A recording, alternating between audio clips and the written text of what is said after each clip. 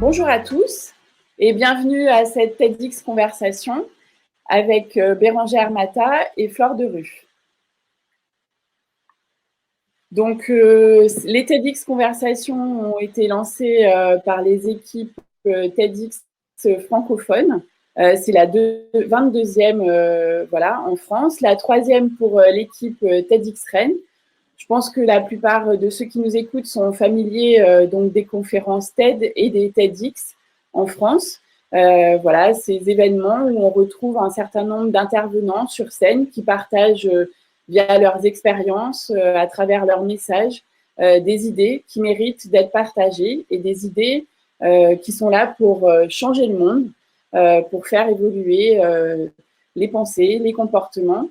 Et aujourd'hui, c'est sans doute aussi ce qu'on va faire grâce à Bérangère et à Flore autour du thème de la solidarité. Voilà, alors peut-être quelques petits conseils techniques pour ceux qui nous écoutent à la fois sur Crowdcast et sur Facebook. Donc sur Crowdcast, si vous avez des petits soucis de connexion, n'hésitez pas à changer peut-être de navigateur parce que les connexions souvent se passent mieux sur Firefox ou sur Chrome, un peu moins bien sur Safari. Que vous soyez sur Crowdcast ou sur Facebook, moins vous avez d'applis ouvertes ou d'autres onglets et meilleure sera sans doute la qualité de votre vidéo. Et puis, donc, pour poser vos questions sur Crowdcast, vous pouvez poser vos questions directement dans le fil de discussion en pensant à bien ajouter un point d'interrogation. Quand vous allez valider votre question, elle va se poser directement. Ou vous avez un petit onglet Ask a Question en bas de votre écran. Et donc là, vous pouvez insérer votre question. Avec votre prénom, c'est toujours plus sympa parce qu'on pourra donc vous citer quand on reprendra vos questions. Et puis sur Facebook, mais vous devez avoir l'habitude, c'est directement dans le fil sous la vidéo. Voilà, et puis un petit conseil à tous, à TEDx en général et à Rennes en particulier, on aime beaucoup la bienveillance. Donc voilà, on vous espère bien évidemment dans cette bienveillance tout au long de cette conversation. Voilà, aujourd'hui, moi j'ai beaucoup de chance de pouvoir lancer cette conversation avec nos deux intervenantes, Bérangère Matta et Flore de Ruf, sur donc la solidarité en bas de chez soi et au-delà des frontières. Donc je vais prendre quelques minutes pour les présenter toutes les deux. Donc Bérangère Matta est déléguée régionale Grand Ouest de SOS Méditerranée, une association civile européenne de sauvetage en mer. Parmi ses missions, elle anime un réseau de bénévoles qui sensibilisent le public à la situation des milliers d'hommes, de femmes et d'enfants qui se trouvent en péril en Méditerranée. SOS Méditerranée est né en 2015 d'un élan citoyen en réaction à la multiplication des naufrages en Méditerranée de petites embarcations impropres à la navigation. Et grâce à la mobilisation de milliers de citoyens européens, elle a affrété il y a 4 ans un navire, l'Aquarius, qui a été remplacé l'été dernier par l'Océan Viking. Et les équipes de ce bateau ont pu porter assistance à près de 32 000 personnes au large des côtes libyennes, en Méditerranée centrale, et a pu les conduire dans un port sûr. Donc voilà pour la présentation de Bérangère. Et puis quelques mots pour Flore, pour présenter Flore. Elle porte le projet Linked Out au sein de l'association Entourage. Depuis 3 ans, cette association agit pour l'inclusion sociale des plus précaires. Entourage recrée le lien entre les habitants et les personnes SDF en permettant à chaque citoyen d'agir dans son quartier au travers d'une application d'entraide, l'application Entourage. Entourage a lancé en 2020 le projet Linked Out pour répondre à une urgence, à savoir que beaucoup de personnes en situation de précarité ou d'exclusion ont la capacité et la motivation pour travailler, mais aujourd'hui, ils font face à une grande injustice, c'est que quand on n'a pas de réseau professionnel, qu'on a un parcours compliqué, un peu chaotique, les chances de trouver un travail sont proches de 0. Linked Out, qu'est-ce que c'est? C'est le LinkedIn des exclus. L'objectif est de permettre à ces personnes de trouver du travail grâce à la force des réseaux et à la mobilisation citoyenne.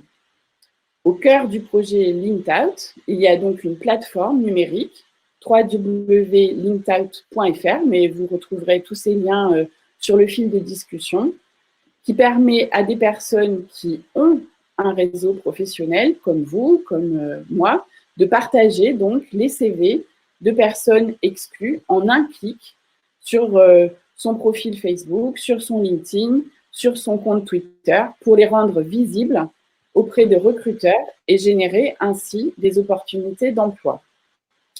En 2019, Bérangère et Flore sont montées toutes les deux sur la scène de TEDxRennes dans des interventions marquantes et elles ont invité le public à s'engager pour plus d'humanité et de solidarité. Aujourd'hui, on les a invités donc pour intervenir sur le thème de la solidarité en bas de chez soi et au-delà des frontières. La solidarité est bien entendu au cœur des deux associations que je viens de présenter, SOS Méditerranée et Entourage.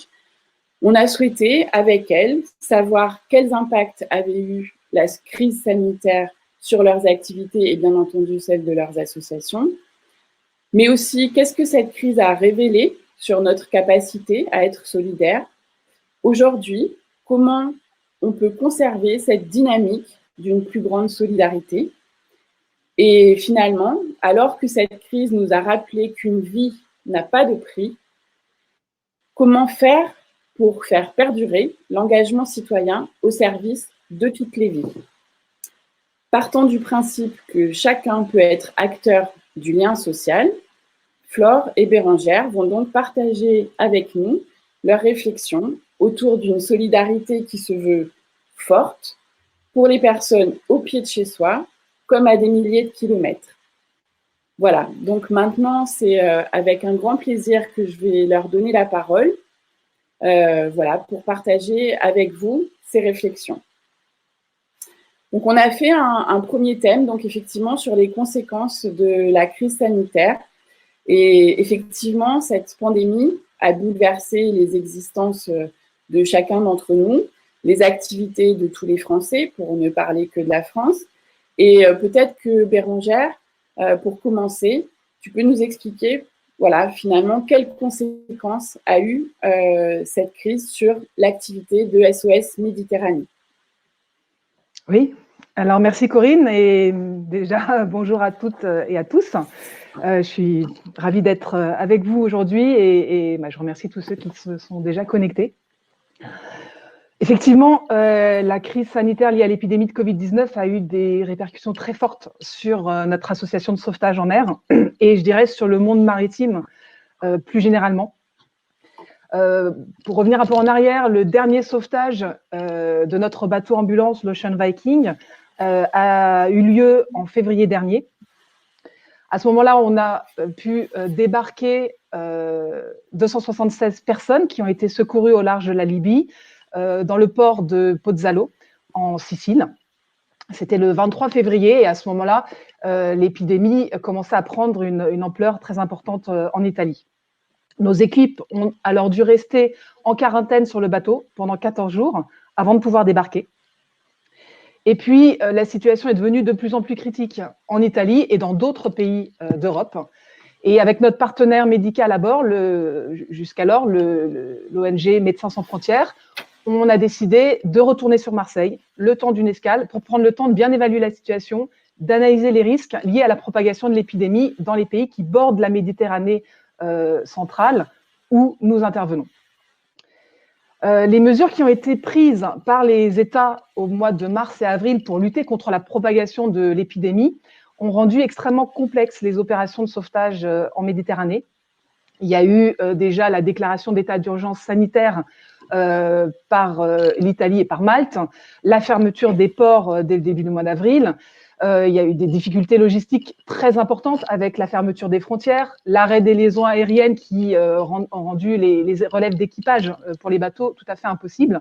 Donc, comme je le disais, c'est vraiment le monde maritime dans son ensemble qui a été fortement impacté par cette crise, avec des bateaux immobilisés pour certains, des bateaux mis en quarantaine pour d'autres, des bateaux bloqués, des navires de croisière, des passagers qui sont restés bloqués sur des navires de croisière, même certains passagers malades qui sont restés bloqués, des ravitaillements qui sont devenus extrêmement compliqués.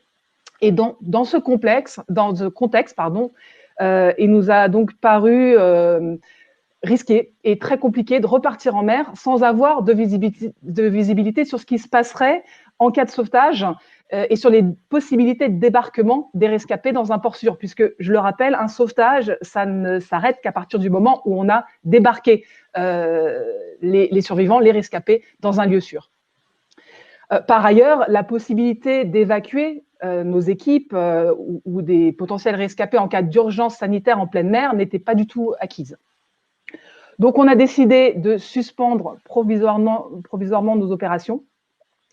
Et dans ce contexte, dès au début du mois d'avril, notre partenaire Médecins sans frontières, qui n'était pas d'accord en fait avec cette décision, a décidé de rompre le partenariat. Donc, on a eu une petite crise dans la crise finalement aussi.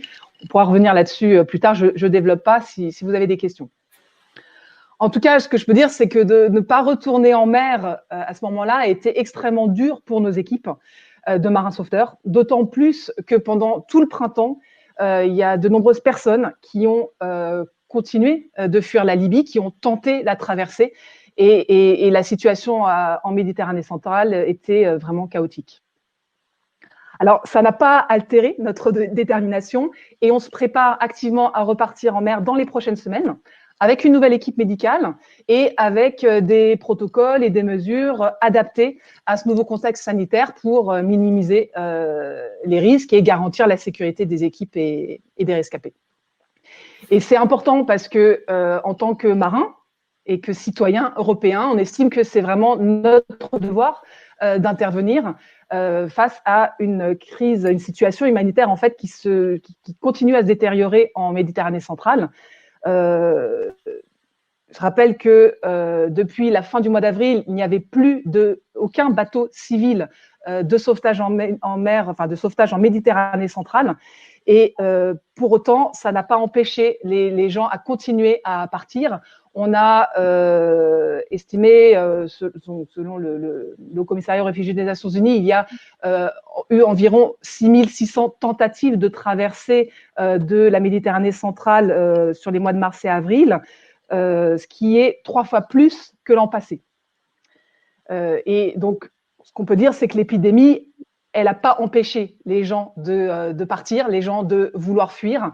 Un pays, la Libye, qui est un pays qui reste déchiré par la guerre et où les migrants subissent de nombreuses exactions et violences. Alors, les tentatives de traversée ont été nombreuses et parmi les personnes qui ont tenté de fuir, il y en a eu beaucoup qui ont été interceptées et renvoyées de force en Libye, où elles sont retournées dans ce cycle de violence, d'abus, d'exploitation. Certains ont pu arriver de manière autonome et de manière assez miraculeuse au sud de l'Italie. D'autres ont pu être secourus, mais ont été retenus en mer pendant de nombreuses semaines sur des bateaux qui n'étaient pas du tout adaptés à des longs séjours. Et d'autres encore, faute de secours, ont péri noyés ou sont toujours portés disparus. Et c'est le cas des 52 personnes dont on a appris hier le décès, 52 personnes qui sont essentiellement originaires d'Afrique subsaharienne qui ont trouvé la mort au large de la Tunisie suite au naufrage de leur embarcation. Et parmi ces personnes, on compte 24 femmes, dont une qui était enceinte. On compte aussi des enfants, 2 enfants de moins de 3 ans. Donc voilà, la situation reste absolument dramatique en Méditerranée et il est important de pouvoir repartir très rapidement. Merci beaucoup, Bérangère. Je pense que tout le monde a compris que si la crise avait impacté vos moyens d'action, le besoin de solidarité et d'intervention reste dramatiquement poignant. Donc, c'est vrai que tout ne s'arrête pas pendant une crise sanitaire. Et c'est aussi ce qui s'est passé pour Entourage, je crois, Flore. Et les besoins sont toujours là aussi. Et finalement, la question que j'avais envie de poser, c'était comment vous avez pu garder le lien durant cette période avec ceux que vous souhaitez soutenir et aider. Oui, merci Corinne pour ta question. Effectivement, la crise actuelle a accentué en fait les difficultés des personnes en exclusion. Et elles ont été plus vulnérables en fait face à la maladie. Et pendant le confinement, les circuits de solidarité habituels se sont trouvés bouleversés, parfois fermés. Mais surtout, en fait, l'absence de lien social a accru la solitude des personnes très isolées. Et comme notre mission chez Entourage, c'est de créer du lien avec les personnes en situation d'exclusion, il a fallu être inventif pour garder et continuer à créer le lien avec elles. Alors, on a mobilisé toutes nos forces pendant ce temps de confinement pour développer plusieurs actions. On a par exemple sensibilisé et informé les personnes SDF sur la crise sanitaire au travers d'une hotline, de notre application et d'appels proactifs aux membres du réseau. On a également sensibilisé et informé les riverains, les habitants sur la situation des personnes SDF ou précaires en leur donnant des moyens concrets pour leur venir en aide, par exemple par des newsletters hebdomadaires, des webinaires de sensibilisation qui ont eu plusieurs fois par semaine. On a par ailleurs créé une programmation d'événements conviviaux 100% digital sur notre application avec des petits-déj, des blind tests, des soirées-jeux, etc. Tout ça en ligne sur l'application. Et enfin, on a lancé une opération qui s'appelle les bonnes ondes pour entourer virtuellement les personnes isolées et puis continuer à créer ce lien entre voisins, à créer maintenir ce lien social. Alors ça, c'est côté entourage. Côté Linked Out, on a bossé comme des dingues pendant tout ce confinement pour préparer le lancement d'une promotion de 80 personnes qui souhaitent se réinsérer en septembre et qui va démarrer en septembre. Voilà, je crois que ce qui vous réunit, c'est qu'effectivement, pendant le confinement, même si les modalités d'action ont été différentes, la mobilisation a continué. Je ne sais pas si, Flore, par exemple, vous avez eu des retours sur les actions mises en place par rapport aux gens qui sont restés connectés. Ouais, en fait, pour beaucoup, du coup, alors les personnes se retrouvaient plus isolées que jamais. Et en même pas, je crois que c'est même pas 15 jours, on avait déjà plus de 1000 personnes dans les bonnes ondes. C'est dire un peu le besoin qu'il y avait pour les personnes qui étaient en situation d'isolement, de pas vivre le confinement seul et de pouvoir échanger, en fait, de pouvoir être entouré. On a eu, je crois que sur 3 mois, c'était 3 webinaires de sensibilisation par semaine. Donc, effectivement, ces actions ont pris une énorme importance et ont un peu bousculé notre quotidien, mais c'était vraiment pour répondre à ce besoin d'urgence. Donc, effectivement, une énorme participation pendant tout le confinement à ces différentes actions. Ce qui a peut-être marqué aussi cette période vraiment particulière, c'est peut-être aussi une évolution des regards, un changement des regards. On a beaucoup parlé de ces invisibles qui, du coup, dans cette période, sont devenus beaucoup plus visibles. Est-ce que tu peux nous donner ton sentiment sur peut-être cette évolution des regards ? Ouais, alors comme tu dis, je crois effectivement profondément qu'il y a eu cette prise de conscience que les personnes SDF, isolées ou sans emploi ont celles qui ont eu un coût humain et économique le plus élevé. Et je crois aussi que le fait de ralentir pour beaucoup d'entre nous nous a permis de voir des choses qu'on ne voyait pas forcément auparavant ou qu'on ne voulait pas voir, à savoir la vulnérabilité qui est à côté ou en bas de chez toi, et aussi notre propre vulnérabilité. Et du coup, pour répondre à ta question, mon espoir, c'est que cette crise soit véritablement un électrochoc et permettre à chacun de se rendre compte du super pouvoir qu'il ou elle a d'être un artisan du lien social. Et du coup, face à la vulnérabilité, notre réflexe, je trouve que c'est souvent de vouloir la rejeter alors qu'il faut au contraire l'accompagner. Je trouve que cette crise nous appelle vraiment à un principe de réalité qui est qu'on a tous quelque chose à faire à notre niveau et qu'on est tous une partie de la solution face à l'exclusion. Alors, si on est convaincu d'une chose chez Linked Out, c'est que la force du réseau peut faire de grandes choses. Ça peut amener à une rencontre, à une deuxième rencontre, à une opportunité, et finalement, ça peut changer la vie d'une personne. Vous savez, au sein de Linked Out, on aime dire un partage peut tout changer. Et le message, quelque part, c'est qu'il n'y a pas de petite action. Partager un CV sur son réseau, ça prend à peu près 3 secondes. Mais en fait, déjà faire ça, c'est quelque chose d'immense. Et ça peut permettre à une personne de se relever, de retrouver sa place. Et je me dis que si cette après-crise peut nous donner ce goût du partage, eh ben, c'est formidable. Et l'ambition que je souhaite pour l'Intaï dans ce monde d'après, c'est de fédérer et mobiliser le plus grand nombre pour qu'ensemble on puisse changer la vie de centaines, puis de milliers de personnes qui méritent de s'en sortir et que quelque part, par ricochet, ça puisse aussi changer notre vie à nous. Voilà, je crois que c'est une belle illustration de la solidarité en bas de chez soi. La manière dont on peut, de manière très simple, s'investir et changer la vie d'autres personnes. Et merci pour cette illustration très concrète de la manière dont on peut être plus solidaire. Pendant cette période, on a aussi eu l'occasion d'aller écouter, d'aller visionner aussi des interventions inspirantes qui nous ont peut-être aussi donné envie de changer des choses dans nos quotidiens. Et je crois que Bérangère, il y a eu une intervention radiophonique, Patrick Boucheron, historien français, qui a résonné pour toi sur la valeur qu'on peut accorder justement à la vie humaine. Et je crois que tu avais envie, à partir de cette intervention, de nous donner ton sentiment sur effectivement quelle valeur on accorde à la vie humaine dans notre société aujourd'hui. Oui, tout à fait. Dans un entretien à la radio, l'historien Patrick Boucheron est revenu sur la gestion en France de l'épidémie de Covid-19. Et il a évoqué notamment les propos du président Macron qui appelait à défendre les vies, toutes les vies, et quoi qu'il en coûte. Et par là, il posait le principe de la vie comme bien inconditionnel. Et cette notion de bien inconditionnel, elle fait vraiment écho à ce que notre association ne cesse de répéter depuis sa création, il y a 5 ans, c'est que la vie humaine n'a pas de prix et que sauver des vies sans distinction, ça doit primer avant toute autre considération, qu'elle soit politique ou économique. Et je pense que la situation de crise sanitaire que l'Europe a traversée avec cette épidémie de Covid-19, ça agit comme un révélateur de ce principe fondamental.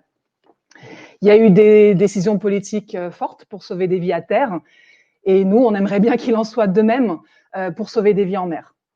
Et je rappelle que ce que nos équipes font en Méditerranée centrale, c'est de l'assistance à personnes en danger. En fait, on tend la main aux personnes qui se noient ou qui risquent de se noyer. Et finalement, c'est un devoir moral, mais c'est aussi un devoir légal. Et des ONG comme SOS Méditerranée ne devraient même pas exister, puisqu'il en va de la responsabilité des États de porter assistance aux naufragés. Comment? En assurant des opérations de recherche et de sauvetage coordonnées et en assurant aux rescapés un débarquement dans les meilleurs délais dans un lieu sûr. Donc ça, c'est une question de droit maritime international.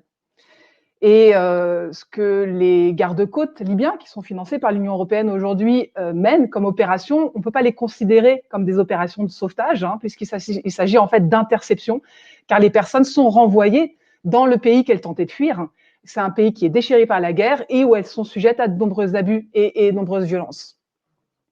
Une autre question qui se pose, c'est celle de la solidarité dont doivent faire preuve les États européens pour garantir le sauvetage en mer et puis l'accueil et la relocalisation des personnes secourues. Cette solidarité, c'est une des valeurs fondamentales et fondatrices de l'Union européenne. Et aujourd'hui, force est de constater qu'elle n'existe pas sur la question du sauvetage en mer et sur la question de la prise en charge des personnes qui nécessitent une protection internationale, des demandeurs d'asile. La conséquence de cette absence de solidarité, c'est d'abord des milliers de morts en Méditerranée chaque année. C'est aussi, on l'a vu récemment, des rescapés qui sont bloqués plusieurs semaines en mer avant de pouvoir être débarqués. On a eu le cas de ces 425 migrants et réfugiés qui ont été retenus sur des bateaux de tourisme au large des côtes maltaises pendant, pour certains, plus d'1 mois. C'est des bateaux qui, normalement, servent à des excursions à la journée. Donc, je vous laisse imaginer ce que ça peut signifier en termes d'accès à tous les premiers besoins, notamment les besoins sanitaires. Donc, on peut dire que ces personnes ont été retenues arbitrairement par l'État maltais, qui en fait tentait de renégocier leur relocalisation, une fois débarquées, dans d'autres pays européens, donc avant d'autoriser leur débarquement.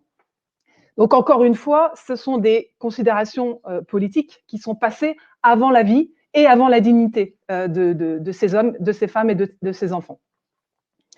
L'autre conséquence, c'est que on a des États côtiers qui sont en première ligne. Alors pour la Méditerranée centrale, on intervient, c'est l'Italie et Malte, mais il y a aussi l'Espagne pour la Méditerranée occidentale et la Grèce pour la Méditerranée orientale, qui doivent faire face seuls aux arrivées de migrants et réfugiés sur leur territoire. Et ce qui est très dangereux, cette absence de solidarité européenne pour la redistribution, même si le terme n'est pas très joli, donc des personnes qui ont été secourues en mer, elle est extrêmement importante parce que quand il n'y a pas de solidarité, et quand on laisse ces États comme ça en première ligne, eh bien, ça favorise des situations de populisme. On l'a vu avec l'Italie de Salvini. Oui, merci Bérangère, même si on voit effectivement à travers ton témoignage toute la marge de progression que la solidarité à un niveau donc interétatique et européen peut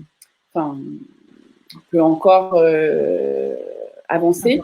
Mais voilà, donc peut-être que c'est vrai que voilà, on vient d'évoquer plutôt la marge de progrès avec des événements très concrets qui montrent l'urgence aussi de progresser dans ce domaine de la solidarité.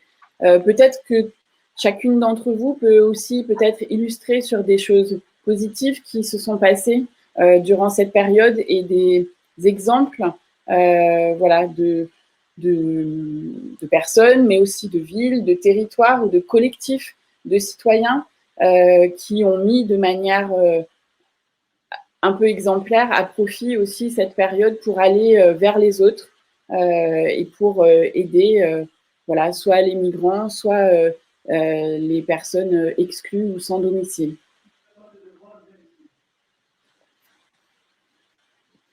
Peut-être que vous avez en tête un ou deux exemples, en fait. Ouais, moi j'en ai, par exemple, sur les bonnes ondes. C'est assez génial parce qu'on présentait ce dispositif sur comment on peut continuer à créer du lien tous ensemble. Et on avait beaucoup de demandes de personnes qui étaient isolées, mais en fait, on avait bien plus de demandes de personnes comme vous et moi qui se disaient qu'elles avaient un rôle à jouer. Et c'était très beau parce que du coup, le dispositif des bonnes ondes s'est déployé de manière vraiment très horizontale. Il n'y avait pas les isolés et les pas isolés qui appelaient. Ça c'est vraiment devenu plutôt une espèce de communauté humaine. Les gens s'appelaient plusieurs fois par semaine, faisaient des Skype, il y a des amitiés qui se sont créées. Et le but là, à la fin du confinement, dans les prochaines semaines, là, normalement, c'est que tout le monde puisse se retrouver. Alors, le confinement est déjà fini, mais c'est que vraiment, on va avoir une semaine où toutes les bandes qu'il y a eu pendant les bonnes ondes vont se retrouver, aller au resto, boire un café. Et du coup, je trouve que cet engouement, en fait, ce qui s'est créé autour de ce dispositif est hyper révélateur, qu'il y a plein d'élan super positifs et que les gens ont eu envie d'agir. Et moi, je trouve qu'il y a eu un élan de solidarité assez formidable là-dessus. Je crois que les bonnes ondes, si je me rappelle bien, c'est plus de 5000 personnes simplement à Paris. Et donc, je trouve qu'il y a eu beaucoup d'éveil et d'envie de s'engager qui ont surgi de part et d'autre. Il y a eu beaucoup de rencontres aussi sur l'application Entourage. Je sais qu'il y a une dame qui a retrouvé une guitare, un moment qui était seule et puis en plus pouvait plus jouer de la musique. Alors, je crois qu'en une journée, elle avait retrouvé une guitare. Enfin, il y a eu plein de rencontres et de petits coups de main qui ont été donnés à droite à gauche et qui ont permis de resserrer les liens et parfois des liens qui sont avec des personnes qui sont à côté de chez soi mais qu'on ne connaissait pas ou qu'on ne côtoyait même pas forcément avant le confinement.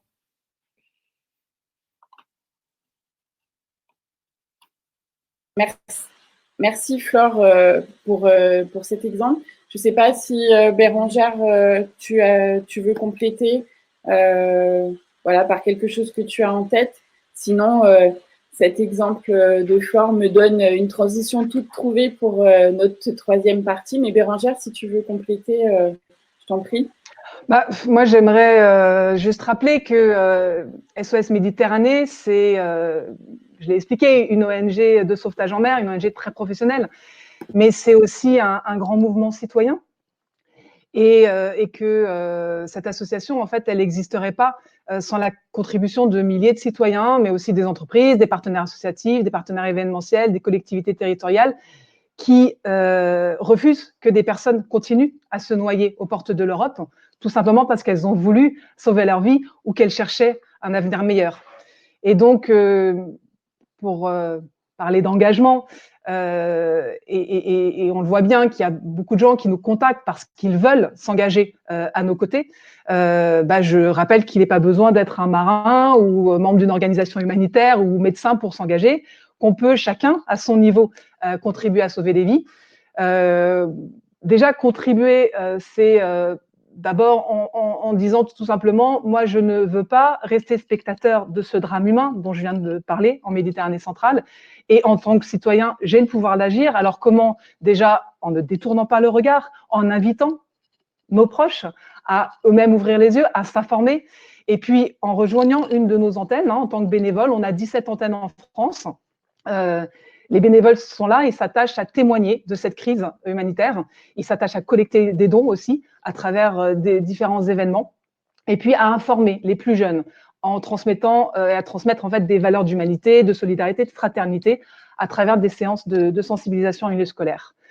On a d'ailleurs, parce que je sais qu'il y a certainement pas mal de Bretons qui nous écoutent, on a plusieurs antennes en Bretagne. On en a une à Rennes, une à Lorient, une à Brest, qui sont très actives. Donc, n'hésitez pas à les rejoindre. On a aussi, dès le début de l'année, lancé une grande campagne de mobilisation citoyenne qu'on a intitulée Tous sauveteurs et qui visait à organiser, grâce justement aux bénévoles dans nos antennes, des événements de sensibilisation partout en France. Alors, ça peut être des soirées débats, des concerts de soutien. On a aussi prévu des repas gastronomiques en soutien à l'association. Alors, beaucoup évidemment d'événements ont dû être annulés ou reportés. Mais en attendant de pouvoir reprendre tout ça en présentiel, on a tenté de poursuivre une mobilisation en numérique, une mobilisation 2.0. Et j'invite là justement les internautes à se rendre sur notre site Tous Sauveteurs et à voir ce qui a été mis en ligne et à participer, s'ils le souhaitent, à une photopétition qu'on a lancée, donc il y a à peu près un mois maintenant, pour appeler les États à une assistance et à une solidarité égale à terre et en mer. Il y a déjà plusieurs centaines de citoyens et aussi des personnalités du monde maritime, des navigateurs comme Isabelle Autissier ou Thomas Coville, Roland Jourdain, qui ont participé à cette campagne. Donc, n'hésitez pas à aller faire un tour et vous-même à poster votre photo et votre petit message de solidarité.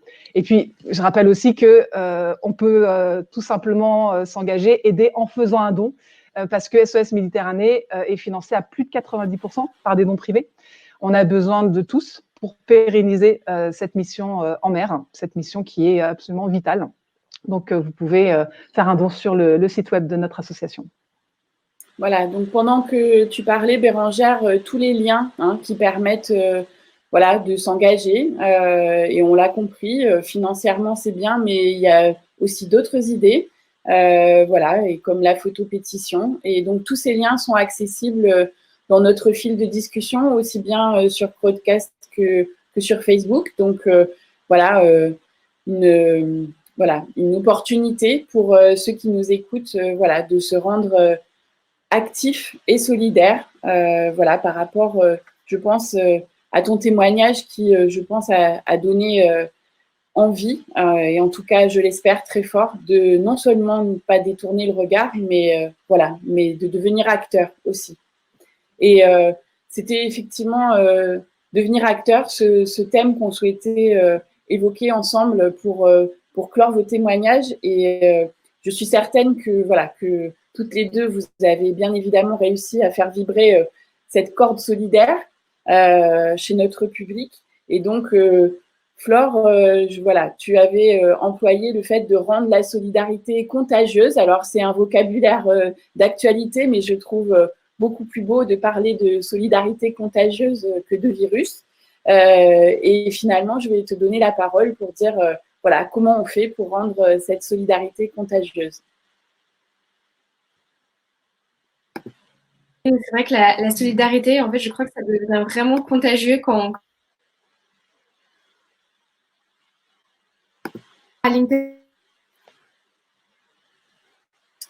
Alors, Flore, on a un petit souci de micro.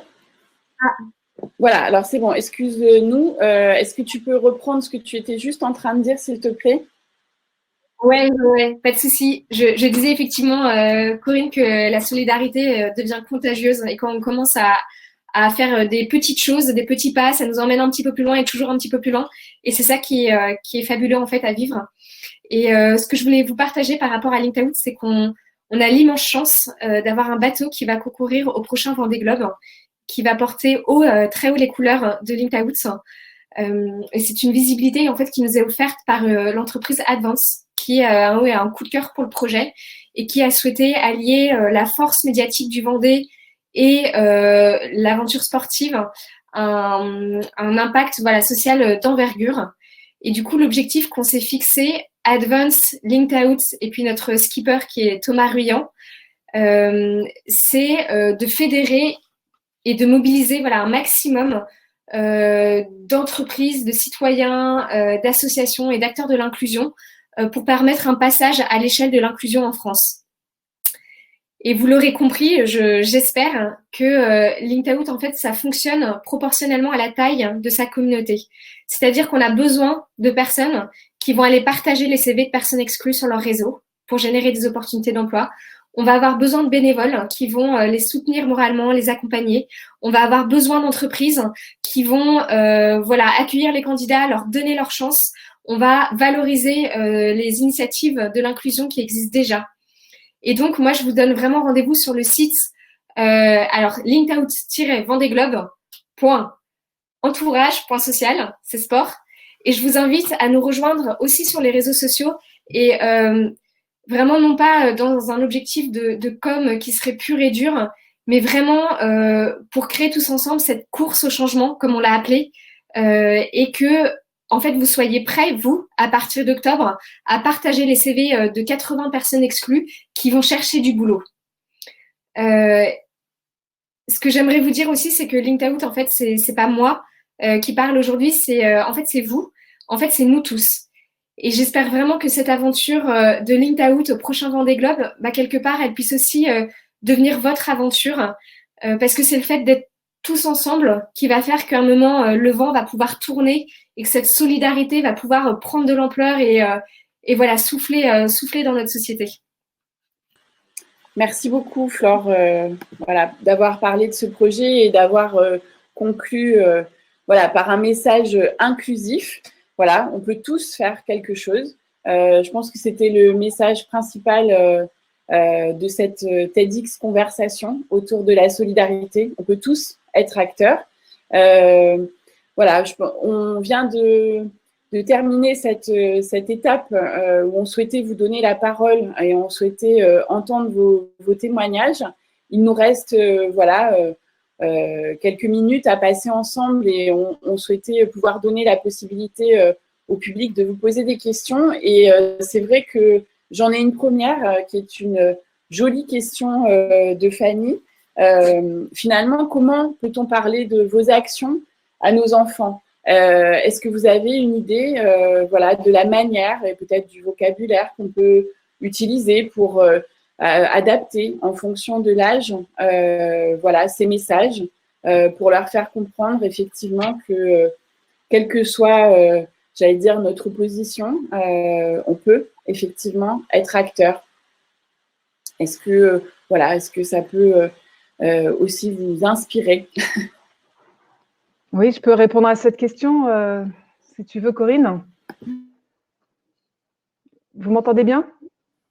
Oui, on t'entend. Ok.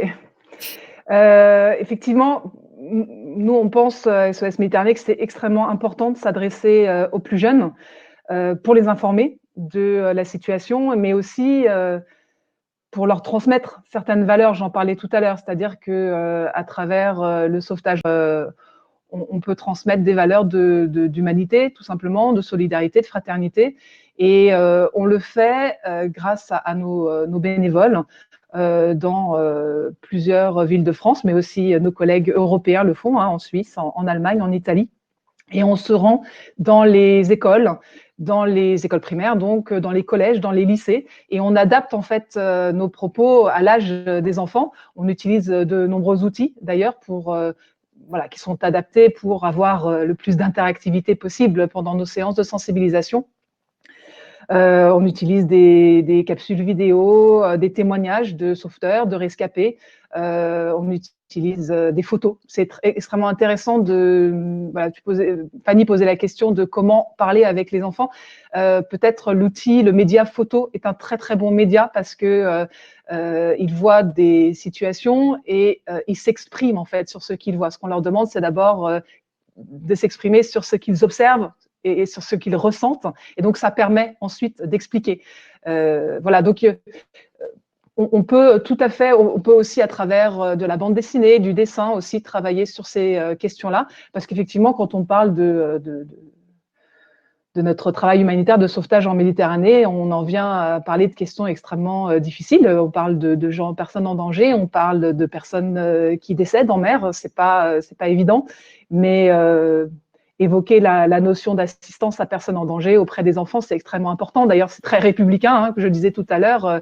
L'assistance à personnes en danger, c'est juste un des devoirs fondamentaux que nous avons tous, que ce soit en mer ou à terre. On ne se pose pas la question quand on est dans la rue et qu'on voit quelqu'un qui tombe par terre, on va lui porter secours, on lui demande pas ses papiers, on regarde pas sa couleur de peau, sa religion ou d'où il vient. Donc c'est exactement la même chose qu'on fait en mer. Et ça, c'est des notions qui nous paraissent juste indispensables à transmettre aux enfants. Mais je crois que SOS Méditerranée, grâce à ses bénévoles, intervient dans les écoles. Tout à fait, oui, c'est ce que j'expliquais au début. On intervient en milieu scolaire. On a depuis la fin 2015 qu'on a commencé à faire de l'intervention en milieu scolaire avant même d'avoir un bateau et d'effectuer des sauvetages en mer. Et depuis, on doit être à plus de 35, je sais plus, entre 35 et 40 000 élèves sensibilisés dans toute la France et à tous les niveaux. Donc les primaires à partir du CM1, CM2 jusqu'aux élèves de lycée et même d'université. Et peut-être que tu peux nous parler des réactions des enfants au moment justement où vous leur présentez votre action, où vous leur parlez de ces thèmes. Ces séances ont un impact extrêmement fort sur les enfants.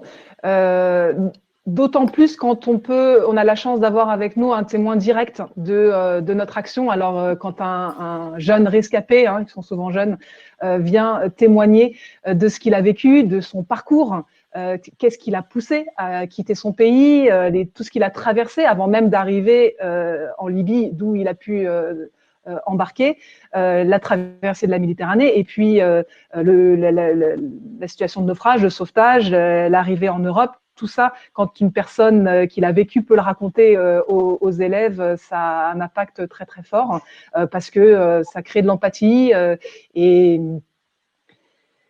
de même que les témoignages de nos marins sauveteurs ont un grand impact sur les élèves. En général, les réactions sont très spontanées. C'est comme je disais, de l'empathie, mais c'est aussi beaucoup d'interrogations. Mais pourquoi les États européens n'interviennent pas? Il y a une incompréhension sur cette situation de personnes en danger et finalement la non-assistance. Pourquoi c'est vous qui faites ça? Pourquoi les États ne le font pas? Donc, c'est des réactions très, très saines, en fait, et l'échange est toujours très intéressant avec les élèves. Très bien. Je pense que c'est la meilleure manière sans doute de préparer des adultes conscients et fraternels. Mais peut-être que Flore, tu veux compléter sur la manière dont les enfants peuvent tout à fait effectivement être en empathie avec les sujets aussi portés par l'entourage. Je la trouve jolie cette question, en fait, elle me touche. Je pense, alors on peut parler des enfants, mais je pense que de s'éveiller à la solidarité, ça ça peut et ça doit passer par des expériences toutes simples et assez, assez simple, accessible à tous. Et j'ai envie de parler du regard. Je crois beaucoup à la force du regard, c'est-à-dire que plutôt que d'employer déjà des grands mots, de parler d'action, déjà de poser un regard, hein, c'est-à-dire de regarder la personne peut-être qui est à la rue, de regarder sa voisine qui est dans le besoin ou la petite grand-mère qui habite au-dessus de chez nous. En fait, c'est des actions qui sont fortes. C'est déjà quelque chose. Et je pense que ça peut être très beau d'éveiller les enfants au regard, de pas se cacher les yeux, de pas aller très vite, mais voilà, d'apprendre à regarder les choses qui se présentent, de un peu s'ouvrir au monde avec les différentes réalités. Et je crois que déjà, le changement de regard amène quelque part un changement de comportement qui va amener à des actions et petit à petit, en fait, ça va faire des grandes choses.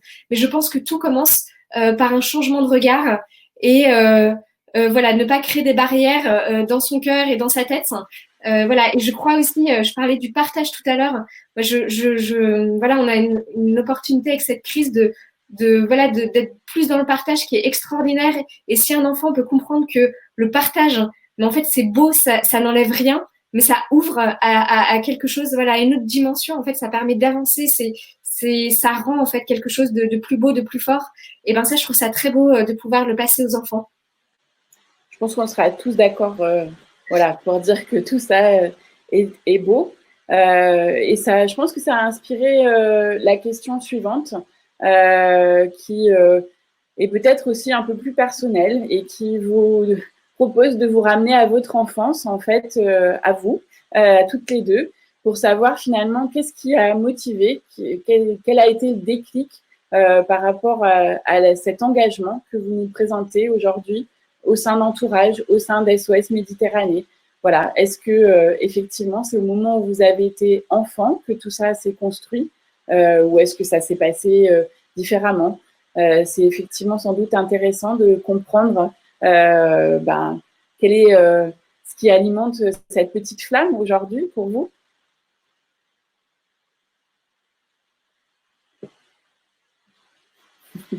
Je ne souhaitais pas, je pense que je vous ai ramené en enfance.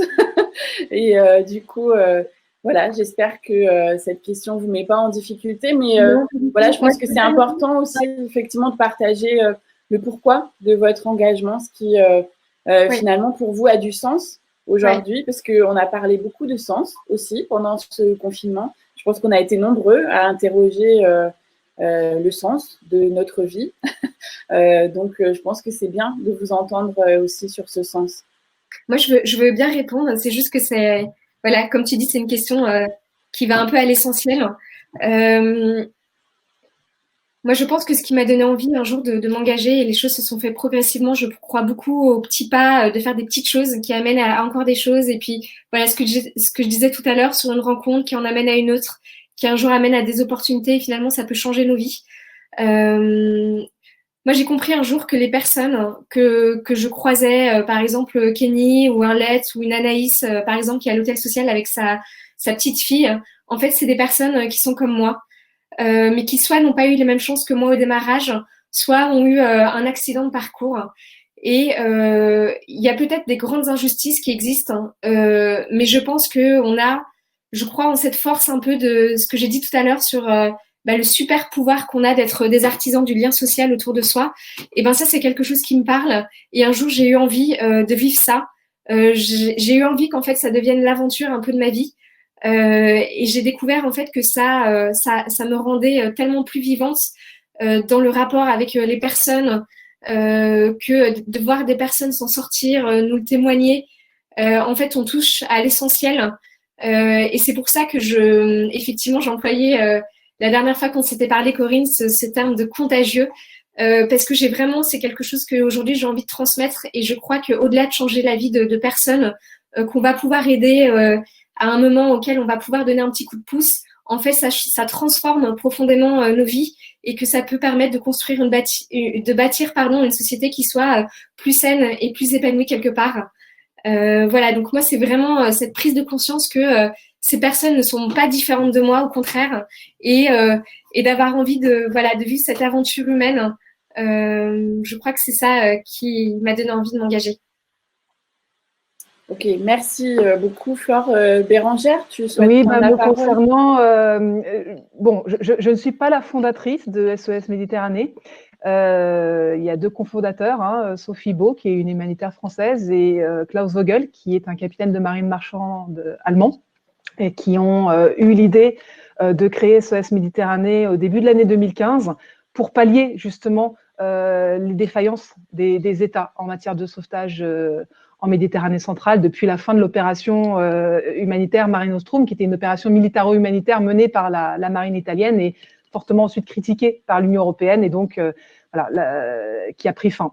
Quand ils ont créé cette association, ils m'ont appelé, Sophie Beau m'a appelé, donc je fais partie des premières personnes qui ont accompagné au départ en tant que bénévole la création de SOS Méditerranée, et pour moi c'était juste une évidence.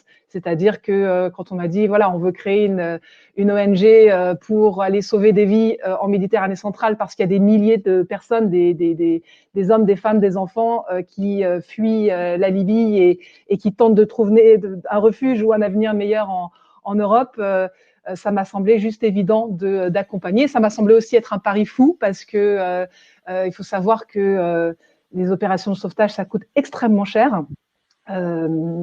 C'est 14 000 € par jour. Donc, je me suis dit, comment est-ce possible de réunir, trouver ces fonds pour avoir une action pérenne.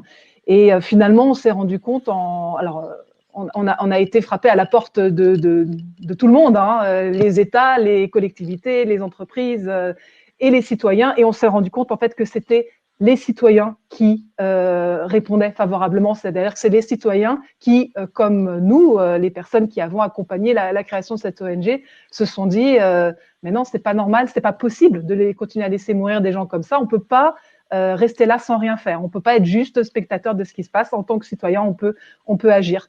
Donc, je pense que pour moi, mais pour plein de gens qui nous soutiennent aujourd'hui, c'est juste une évidence, cette action humanitaire en Méditerranée. Donc oui, est-ce que mon propre engagement et celui de tous ces bénévoles est lié à des choses qu'on a vécues dans l'enfance? Je ne sais pas. Peut-être qu'il y a effectivement une certaine